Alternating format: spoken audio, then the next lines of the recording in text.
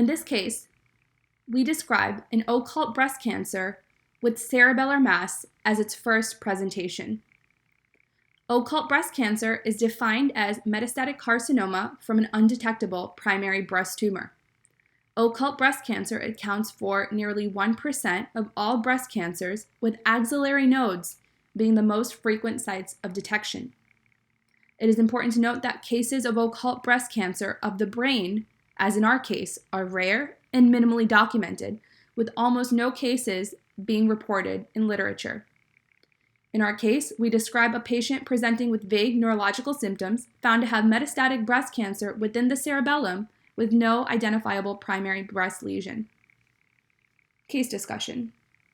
Here we have a 71-year-old female with medical history of hyperlipidemia presenting for worsening blurry vision and ataxia for 2 weeks. Review of symptoms on admission is positive only for unintentional close to 15-pound weight loss over the past 1 month. Physical examination, including vital signs and comprehensive neurological examination, is within normal limits, except for a positive Babinski sign of the left lower extremity. A CT head on admission obtained is noted to have a close to 2 centimeter solitary hyperdense mass with severe vasogenic edema in the left cerebellum that causes crowding of the foramen magnum. Patient at this time is admitted to the ICU for close monitoring and is taken for craniotomy with posterior fossa decompression of the cerebellar mass the following day. Leading differential at the time of admission was possible metastatic lung malignancy given patient's smoking history of close to 40 years. PET-CT of chest, abdomen, and pelvis is ordered for evaluation of primary tumor, but reveals only a single 3.6 right hilar non-enhancing mass. No other regions of increased uptake are noted. Biopsies of both the cerebellar mass and hilar mass are obtained. Both the histomorphology and the immunohistochemical profile are suggestive of a breast primary. They both stain positive for GATA3 and ER. However, a comprehensive workup for location of the primary breast tumor, including mammogram and bilateral breast ultrasounds, are unrevealing and negative for mass or suspicious lesions. Patient at this time is started on a aromatase inhibitor and a CDK4/6 inhibitor with excellent response and functional status and no reoccurrence of the disease.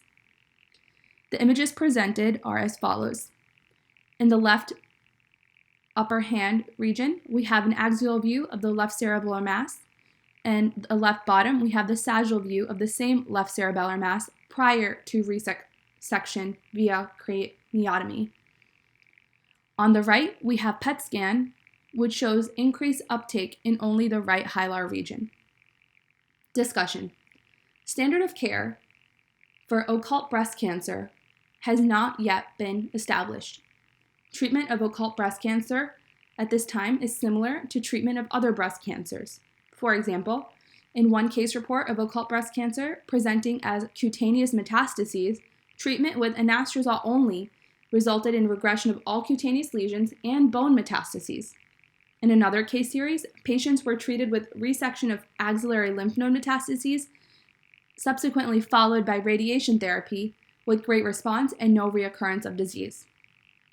A consideration should be made that some breast cancers with primary tumor may be missed because of their small size. For example, in one case series, 30% of occult breast primaries were 5 millimeters or less in diameter and may have been obscured on the mammogram by dense tissue.